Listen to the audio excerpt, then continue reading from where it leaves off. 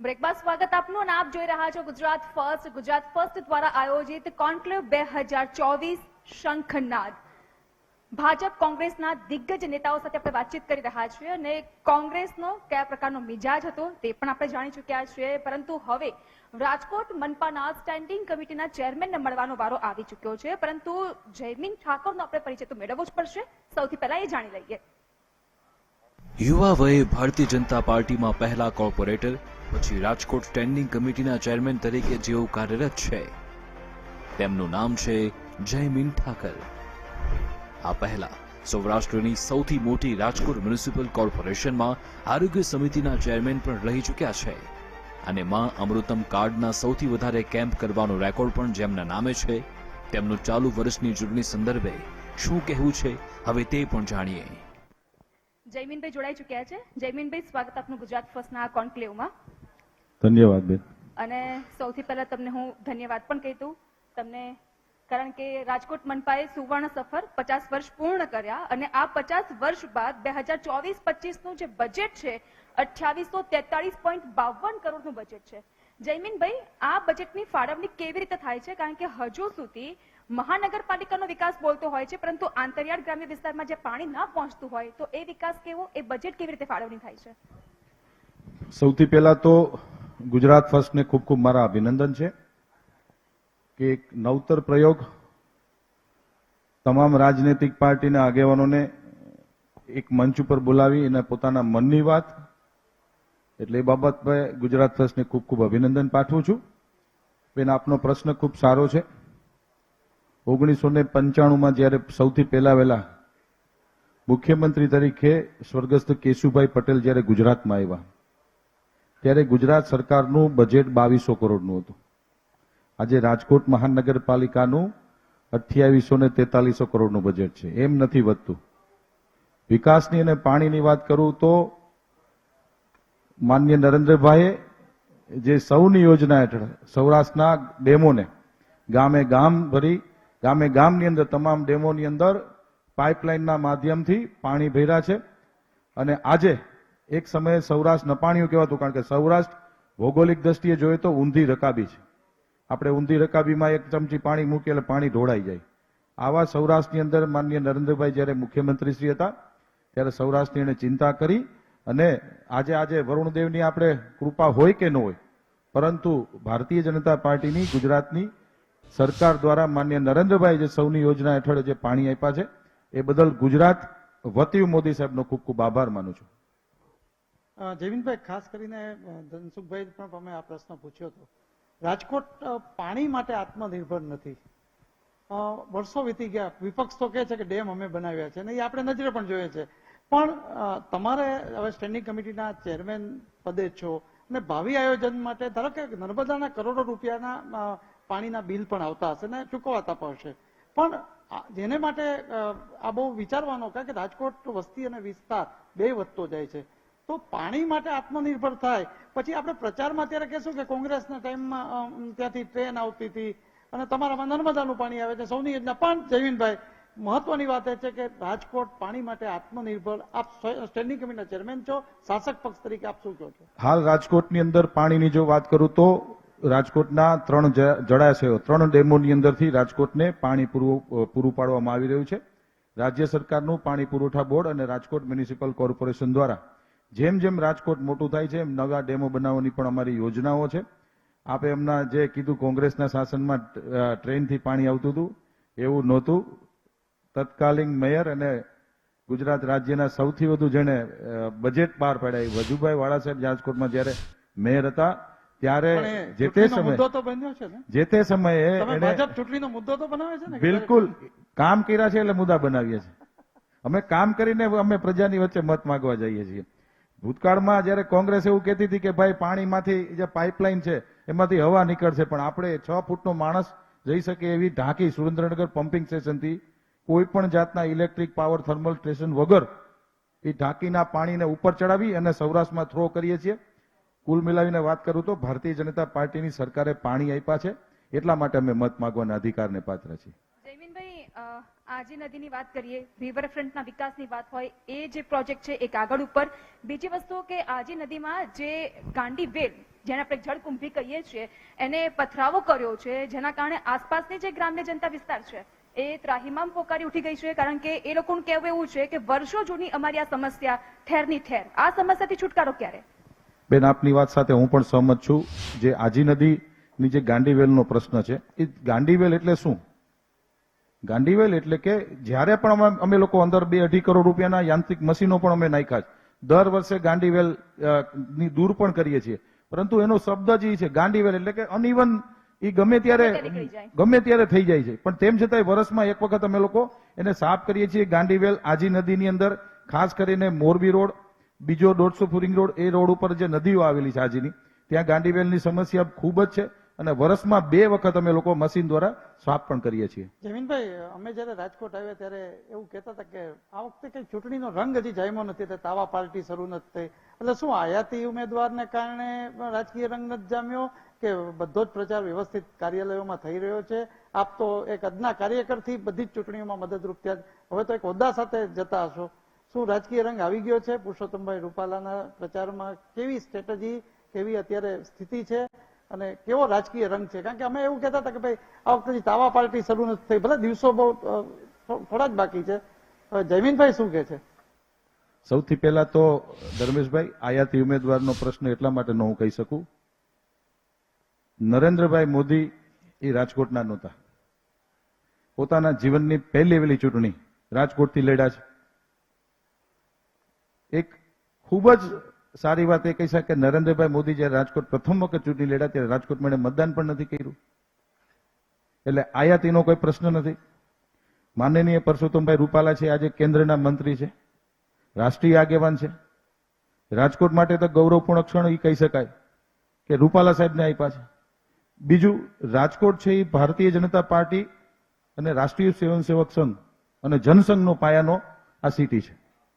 આ સિટીએ માન્ય નરેન્દ્રભાઈને વડાપ્રધાન પણ બનાવ્યા છે. આ સિટીએ સ્વર્ગસ્થ કેશુભાઈ પટેલને મુખ્યમંત્રી પણ બનાવ્યા છે. આ સિટીએ વજુભાઈ આપ્યા છે. આ સિટીએ વિજયભાઈ રૂપાણી આપ્યા છે. મંત્રી તો પાકા. હું ડેમ શ્યોર છું.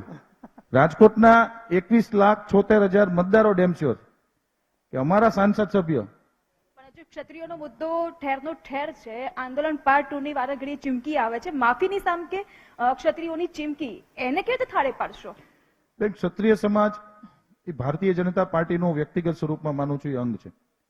ભારતીય જનતા પાર્ટી એ તમામ સમાજને સાથે લઈને ચાલતી પાર્ટી છે. કોઈ પણ એક સમાજને લઈને નથી ચાલતા. અમે ભૂતકાળમાં અનેક આંદોલનો ભારતીય જનતા પાર્ટીએ જોયા છે, ગુજરાતે પણ જોયા છે. પણ ભારતીય જનતા પાર્ટીની જે વિચારધારા છે તમામ સમાજને સાથે લઈને ચાલવાની. હું સ્વીકારું છું કે ક્ષત્રિય સમાજનું જે આંદોલન ચાલી રહ્યું છે, માનનીય રૂપાલા સાહેબે જે સ્ટેટમેન્ટ આપ્યું હતું એમને માફી માંગી લીધી છે. જાહેર જીવનના વ્યક્તિ છે. ક્ષમા એ કોઈ પણ સમાજનું એક આભૂષણ હોઈ શકે છે. કોઈ પણ વ્યક્તિનું ક્ષમા એટલે શું, માફી એટલે શું? જ્યારે ગુજરાતી શબ્દકોશની રચના થઈ હશે ત્યારે આપણે પ્રેમ શબ્દનો વાત કરીએ છીએ, એમ માફી શબ્દનો પણ વાત કરીએ છીએ. એટલે માફી છે એક ક્ષમાનો બહુ મોટું આભૂષણ કહેવાય ને. ક્ષત્રિય સમાજ માટે તો એક આદિકાળથી આ એના સિદ્ધાંતો છે કે ક્ષત્રિય સમાજ તો હંમેશા માફી માંગી છે અને અમને વિશ્વાસ છે. આ મુદ્દાનો કોંગ્રેસ જસ ખાટી રહી છે, એનું શું? બિલકુલ કોંગ્રેસ જસ ખાટી નથી રહી. કોંગ્રેસ પાસે કોઈ મુદ્દા નથી. અને ક્ષત્રિય સમાજના પણ આગેવાનોએ 2 દિવસ પહેલા જ મેં પ્રેસ કોન્ફરન્સ એમની જોઈ હતી અને એ લોકોએ કીધું છે કે ભાઈ અમે ભાજપ કોંગ્રેસ કરવાના મૂડમાં નથી, કારણ કે કોંગ્રેસ જનાદેશ છોડી ચૂક્યું છે. કોંગ્રેસ પાસે કઈ રહ્યું જ નથી. સુધી ચાલશે તો અર્થ શું? નોટા માટે કે બીજા માટે કે? એ તો ક્ષત્રિય સમાજના આગેવાનો કહી શકે, એ હું ન કહી શકું. તમે સાંભળ્યું કે ભાજપ કોંગ્રેસ નથી? નહીં, એટલે એ લોકોના એનું જે સ્ટેટમેન્ટ હતું, ક્ષત્રિય સમાજના જે આગેવાનો હતા એટલે કે સ્ટેટમેન્ટ આપ્યું છે કે ભાઈ આ અમે ભાજપ કોંગ્રેસ કરવાના મૂડમાં નથી. જમીનભાઈ, કોર્પોરેશન તો તમે વિપક્ષ મુક્ત કરી હતી, ભલે હવે 2 પાછા પરત પણ આવી ગયા છે. વિપક્ષના નેતા, વિધાનસભાના પૂર્વ વિપક્ષી નેતા પરેશ ધાનાણી ઉમેદવાર થઈને આવ્યા છે. અરે રાહુલ ગાંધી આવી જાય ને, અમે તો રાહ જોઈને જ બેઠા છે. રાહુલ ગાંધી આવે, સોનિયા ગાંધી આવે, આખું ગાંધીકુળ આવી જાય. મેં પહેલા કીધું એમ આ રાજકોટ છે, આ રાજકોટ ભારતીય જનતા પાર્ટીનો ગઢ છે. 7 લાખથી વધુ મતેથી હું આપના દ્વારા સાર્વજનિક સ્વરૂપમાં કહું છું, માનનીય પરસોત્તમ રૂપાલાજી 7 લાખથી વધુ મતે જીતશે. 2009માં પરિણામ રાજકોટે પણ બતાડ્યું હતું જે તે સમયે. ત્યારનું રાજનીતિ અલગ હતી. કોઈ પણ સમયે કોઈ પણ ચુનાવની અંદર એક એનો મેનિફેસ્ટો હોય છે, એક એનું વાતાવરણ હોય. આ વખતનું દેશનું વાતાવરણ માનનીય નરેન્દ્રભાઈ મોદી છે, બીજો ચહેરો કોઈ નથી. આજે એક તરફી લહેર જોવા મળી રહી છે, એટલે ફક્ત ને ફક્ત કહેવા પણ એવું આવી રહ્યું છે કે મોદીના ચહેરા ઉપર ચૂંટણી લડાઈ રહી છે અને એમને જ મત આપવાના છે. બિલકુલ બેન, હું પોતે એક ભારતીય જનતા પાર્ટીનો કાર્યકર્તા છું. હું 2 ટર્મથી પાર્ટીનો કોર્પોરેટર છું. હું સાર્વજનિક સ્વરૂપમાં સ્વીકારું છું કે મને મત નથી આપતા. મને હું જીતું છું તો માન્ય નરેન્દ્રભાઈના વિકાસ કામથી જીતું છું. હું જીતું છું તો ભારતીય જનતા પાર્ટીથી જીતું છું. આજ જયમીન ઠાકર જો અપક્ષમાં ચૂંટણી લડે 100 મત નો આપે. એટલે તમે ભાજપથી કદ તમારું વધ્યું છે એવું તમે સ્વીકારો છો? ભારતીય જનતા પાર્ટીથી મારું કદ વધ્યું છે. ભાજપનો ટેગ હટી ગયો, ભાજપનો ખેસ હટી ગયો, બિલકુલ તો નહીં. કંઈ જ નથી. ભારતીય જનતા પાર્ટીથી જ ભારતીય જનતા પાર્ટીના કાર્યકર્તાઓનું કદ વધી રહ્યું છે, બરાબર. નહીં કે વ્યક્તિથી. હું આજે પણ આપને કહું છું કે મારી પાસેથી ભાજપનું લેબલ વહી જાય તો એક સામાન્ય વ્યક્તિ છું. તો શિસ્તબદ્ધ આ પાર્ટીમાં રાજકોટના સ્થાનિક મુદ્દા પણ ઘણા બધા છે. વર્ષો જૂની ફાટક મુક્ત રાજકોટની વાત ચાલી રહી છે, પરંતુ એ પ્રોજેક્ટ પણ કાગળ ઉપર છે. ક્યારે રાજકોટની જનતાને આ ફાટકની સમસ્યામાંથી મુક્તિ જમીનભાઈ, આવો જ પ્રશ્ન જુનાગઢનો પણ મહાનગરપાલિકાનો છે કે અત્યારે બેનરો લાગ્યા છે, ફાટક મુક્ત મહાનગર ક્યારે?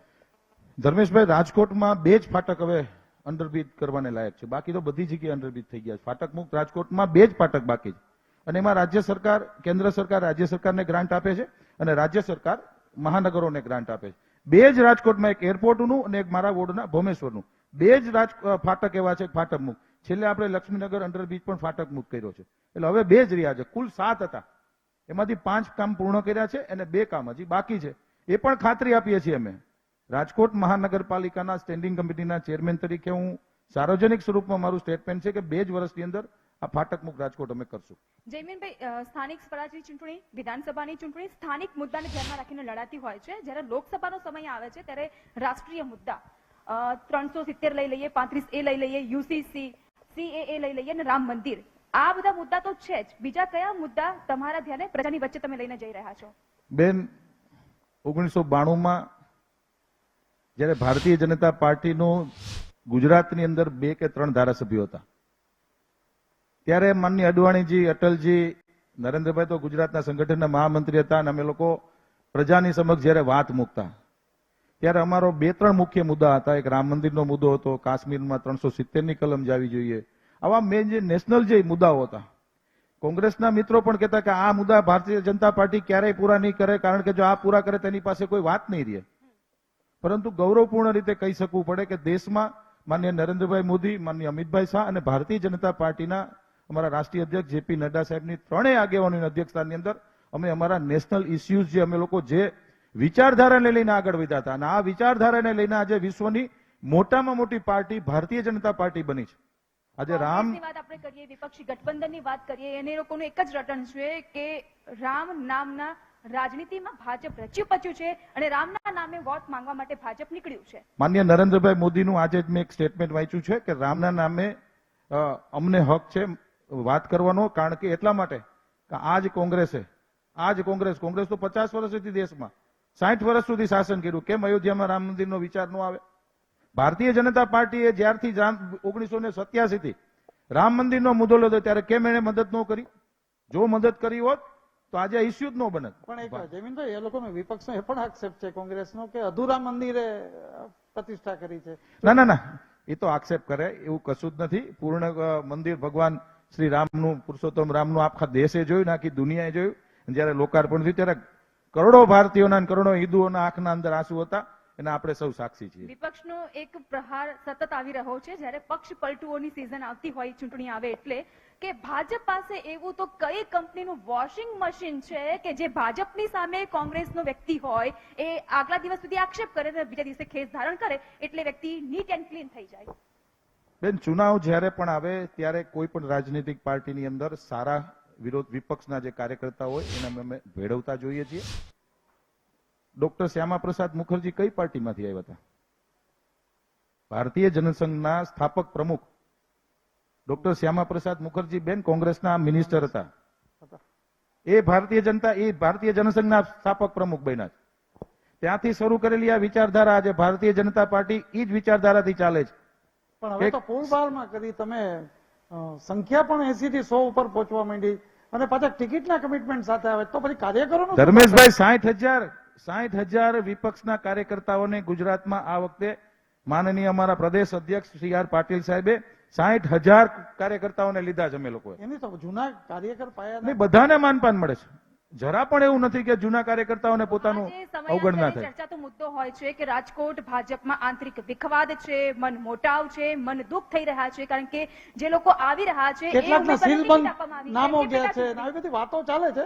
આપ શું કહેશો? બેન, રાજકારણની અંદર જ્યારે ચુનાવ આવતો હોય ત્યારે આ પ્રકારની બધી આક્ષેપો પ્રત્યાક્ષેપો થતા હોય. માનનીય પણ એ મોહનભાઈ, પાછો વિપક્ષમાં નથી થતો. હું સમજાવું આપને. વિપક્ષે જ કર્યું આ વાત. માનનીય મોહનભાઈ કુંડારિયા 10 વર્ષ સંસદ હતા, 7 ટર્મ ધારાસભ્ય હતા, 3 ટર્મ મંત્રી હતા. છેલ્લા 40 વર્ષથી મોહનભાઈ કુંડારિયા ગુજરાતની રાજનીતિમાં અને દેશની રાજનીતિમાં અવ્વલ નંબરે રહ્યા છે. કેન્દ્રમાં પણ કૃષિ મંત્રી, કૃષિ રાજ્યમંત્રી મોહનભાઈ કુંડારિયા સાહેબ 3 વર્ષ હતા. ભારતીય જનતા પાર્ટીની પરંપરા રહી છે કે ક્યારેય જૂથવાદ નથી આવતો, ક્યારેય જાતવાદ નથી આવતો. અમે માત્ર ને માત્ર રાષ્ટ્રવાદ જોઈને અમે પક્ષને ચલાવીએ છીએ. જયમીનભાઈ, આચાર સંહિતા હટશે એટલે સૌથી પહેલું પ્રાયોગિક કામ રાજકોટવાસીને ભેટ માટે શું હશે? આજે રિવરફ્રન્ટ, અટલ સરોવર, શું એ આજે ગુજરાત ફર્સ્ટના માધ્યમથી આપ અને બ્યુટિફિકેશન શું હશે? 1 મે ગુજરાત સ્થાપના દિવસે એકચ્યુઅલી આ જયારે આચારસંહિતા આવી પહેલા તાબડતોડ અમે 2 સ્ટેન્ડિંગ કમિટીની બેઠક બોલાવી હતી ને લગભગ 1100-1200 કરોડના વિકાસ કામોને અમે લોકોએ બહાલી આપી છે. 1 મે ગુજરાત સ્થાપના દિવસે અમે લોકો અટલ સરોવર પણ ખુલ્લું મૂકીએ છીએ. બીજો, ધર્મેશભાઈ, આપનો ખૂબ સારો પ્રશ્ન છે. જેવી આચારસંહિતા પૂર્ણ થશે એવા રાજકોટમાં 2 આઇકોનિક બ્રિજ બનવા અમે જઈ રહ્યા છીએ. એક તો પ્રદ્યુમન પાર્કથી એક બહુ મોટો આઇકોનિક બ્રિજ બનાવીએ છીએ જે 200 કરોડથી ઉપરના ખર્ચે બનાવીએ. બીજો, કટારિયા ચોકડીએ 3 લેયરનો બ્રિજ બનાવીએ છીએ. રાજકોટ છે એ વિકાસની રફતાર છે અને ભાજપા લગાતાર છે. એટલે વિકાસની રફતાર આગળ વધવાની જ છે, પરંતુ ઉનાળાની આ ઋતુ ચાલી રહી છે. ઉનાળાની ઋતુમાં પછી એવું પણ થતું હોય છે, જયમીનભાઈ, તમે કીધું કે નર્મદા અને સૌની યોજના હેઠળ નલ સે જલ અંતર્ગત પાણી મળે છે, પરંતુ તમે એ બાહેંધરી આપો છો કે આ વખતે ઉનાળામાં રાજકોટની જનતાને પાણી કાપનો સામનો નહીં કરવો પડે? બેન, આપણે એપ્રિલ મહિનામાં બેઠા છીએ. અત્યારે આજે રાજકોટનું ટેમ્પરેચર 41 ડિગ્રી છે. છેલ્લા 1 મહિનાથી એક પણ દિવસ પાણી કાપ નથી આવ્યું. જયમીનભાઈ, નર્મદા આધારિત જ ને, એમ કંઈક નથી ભાવિ ડેમનું આયોજન કે કંઈ આમ એના માટે કોઈ પ્લાનિંગ? ધર્મેશભાઈ, આપને સમજાવું છું. વરસાદી પાણી ડેમમાં ભરાવાનું છે. આપણે દેશે અને ગુજરાતે સૌની યોજના પહેલા શું જોયું હતું? સૌની યોજના પહેલા જયારે વરુણદેવ આપણી ઉપર રીઝવે અને વરુણદેવ ખૂબ કૃપા કરે અને આપણા ડેમો ભરાતા, પરંતુ ધીમે ધીમે એવું આવવા માંડ્યું કે વરસાદની કેપેસિટી ઓછી થઈ. વરસાદ કરતા ગામડાના લોકો સિટીમાં આવ્યા, સિટી મોટા બન્યા, પાણીની રિક્વાયરમેન્ટ વધી. એટલે સૌની યોજનાનું પાણી, નર્મદાનું પાણી માનનીય નરેન્દ્રભાઈએ સૌરાષ્ટ્રને જયારે ઠેલવવાનું નક્કી કર્યું ત્યારે રાજકોટના 3 ડેમોમાં સૌની યોજના હેઠળ પાણી કર્યું. નર્મદા એ જ સૌથી શ્રેષ્ઠ ઓપ્શન છે. તો આપ બિલ ભરતા રહેશું ને આ રીતે? બિલકુલ, ઓકે, બિલકુલ. એમાં શું વાંધો છે? બિલ ભરાશે ને બધું? બિલકુલ ભરાશે. એટલે જયમીનભાઈ, એવું કહીએ કે આ પ્લેટફોર્મથી રાજકોટની જનતાને સ્ટેન્ડિંગ કમિટીના ચેરમેન દ્વારા જે વાયદો વચન આપવામાં આવ્યું છે, આશ્વાસન આપવામાં આવ્યું છે, એ ખરું ઉતરશે? બિલકુલ બેન, હું ગુજરાત ફર્સ્ટના માધ્યમથી રાજકોટની સમગ્ર જનતાને, ચુનાવનો માહોલ છે એટલે હું કોઈ બ્રાન્ડિંગ ભારતીય જનતા પાર્ટીનું નથી કરતો, પણ ઓથેન્ટિક મારું સ્ટેટમેન્ટ આપું છું કે રાજકોટને અને રાજકોટના લોકોને, આ રાજકોટ મારું છે, આ રાજકોટ આપણું છે. રાજકોટ કોઈ વ્યક્તિનું નથી, રાજકોટ આપણા સૌનું છે. હું સાર્વજનિક સ્વરૂપમાં રાજકોટના 21,76,000 મતદારોને ખાતરી આપું છું કે રાજકોટમાં આપને ક્યારે પણ કોઈ પણ પ્રકારની મુશ્કેલી નહીં પડે. અને રાજકોટ આપણું રંગીલું છે. બપોરે એક સુવાનું બંધ કરી દો અને સૌ બધા કામે લાગી જાય. જયમીનભાઈ, ખૂબ ખૂબ આભાર. આ કોન્ક્લેવમાં આપ જોડાયા અને નિખાલસતાથી તમે વાતચીત કરી અને રાજકોટની જનતાને જે સમસ્યા છે એમાંથી છુટકારો આપવાની પણ આપણે બાહેંધરી આપી. ખૂબ ખૂબ આભાર. ધન્યવાદ. તો હવે રાજકોટની જનતા માટે ખૂબ જ સારા સમાચાર છે, કારણ કે આચારસંહિતા જેવી હટશે એટલે તમને 2 સરસ મજાના બ્રિજ બનશે અને તેની સાથોસાથ અટલ સરોવર પણ 1 મેના રોજ ખુલ્લું મૂકવામાં આવી રહ્યું છે. આગળ આપણે મળવાના છે રાજકોટના સ્થાનિક પ્રબુદ્ધ પત્રકારો સાથે. મહાપંચાયત કરવાનું છે આ જ ગુજરાત ફર્સ્ટનું માધ્યમ, અને એના માટે તમારે જોતા રહેવાનું છે ગુજરાત ફર્સ્ટ. હાલ રોકાઈશું એક બ્રેક માટે, મળીએ બ્રેક બાદ.